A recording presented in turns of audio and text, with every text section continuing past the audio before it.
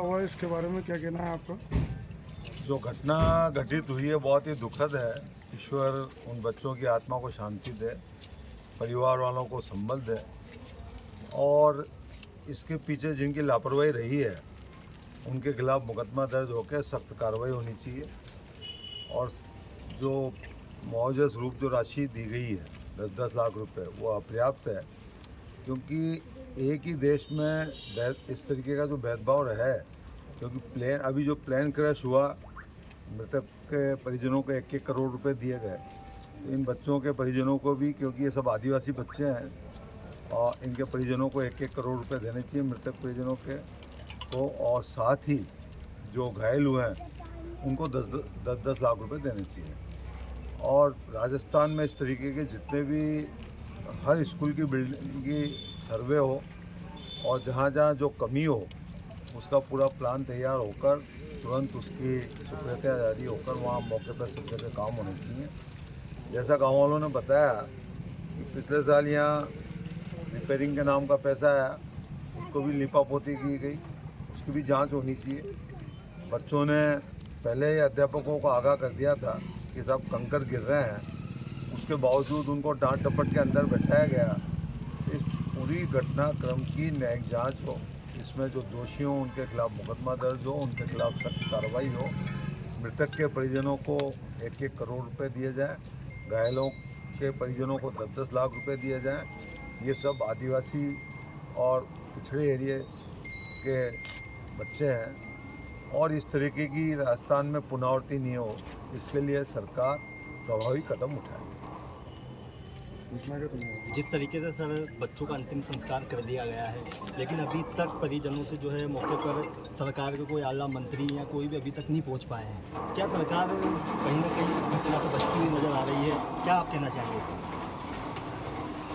तो अब उनका नैतिक दायित्व बनता था कि मंत्री जी को गाँव में आकर परिजनों से मिलना चाहिए था। यहाँ के जो स्थानीय जनप्रतिनिधि हैं उनको गाँव में मिलना चाहिए था। तो इस तरीके से इस दुखद घटना में परिजनों से दूरी बनाना, ये करना, तो इससे अपने नैतिक दायित्व से वो परे नहीं हट सकते। उनको चाहिए था कि जिस तरीके का ये संगीन घटनाक्रम हुआ है, उनको इंसानियत को मद्देनजर रखते हुए तुरंत पहले गांव में आना चाहिए था और परिवार वालों को संबल देना चाहिए। और जिस तरीके से आनंद फानन में उनका दाह संस्कार जल्दबाजी करके कराया गया, ये भी एक मानवता इंसानियत के खिलाफ है। विपक्ष किस तरीके से सर इस पूरी घटना उनके परिजन बता रहे थे कि तो हमारे रिश्तेदारों का हम इंतजार कर रहे थे, उनका इंतजार नहीं करने दिया, जल्दबाजी में हमसे दाग लगवाया। मैं खुद दाग में शरीक हुआ, तो परिजनों ने अपनी व्यथा बताई। वो एक अमानवीय दृष्टिकोण है जो कि किसी के लिए भी उचित नहीं। तो विपक्ष किस तरीके से पूरे घटनाक्रम में भूमिका निभाएगा आगे? हमारे तो युवा नेता राहुल गांधी जी ने भी कल इस घटना पे बहुत ही चिंता व्यक्त की और हमारे प्रदेश अध्यक्ष जी ने बराबर मुझसे 3-4 बार बात की। हमारे यहाँ जिलाध्यक्ष जी से, हमारे यहाँ प्रत्याशी नेमीचंद जी सबसे बात की। तो सभी को इस घटना का दुख है और निश्चित रूप से जो घटना घटित हुई है, हम इसमें जिनकी भी लापरवाही रही है हम उनकी निंदा करते हैं।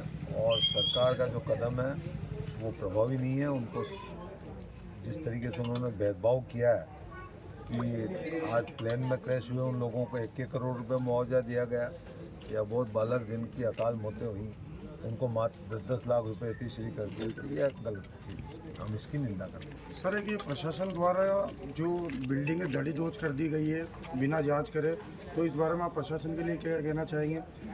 उन्होंने अपनी गलती को छिपाने का प्रयास किया है। उनको चाहिए था कि पहले उसकी जांच करते, उसके बाद में उसको बिल्डिंग को ज़मीन दोज करते। जो हादसा हुआ, उन्होंने घबराहट से अपनी गलती को छिपाने के लिए, सरकारी नुमाइंदों की गलती को छुपाने के लिए उसको तुरंत प्रभाव से ज़मीन दोज किया। वो गलत कदम। जैसे सर अब वहाँ पे स्कूल डमी दोज कर दिया है, अब वहाँ के जो 71 बच्चे हैं उनके पढ़ाई के लिए फिर ये जो प्रशासन द्वारा कोई उचित कदम नहीं उठाया जा रहा, उसके लिए क्या कहना चाहेंगे? वो तो व्यवस्था प्रशासन करेगा। वो तो आज तो स्कूल को गिराया है, तो समय, हर चीज़ में समय लगता है, उसके लिए तो उनको प्रशासन को व्यवस्था करनी चाहिए और करेंगे निश्चित।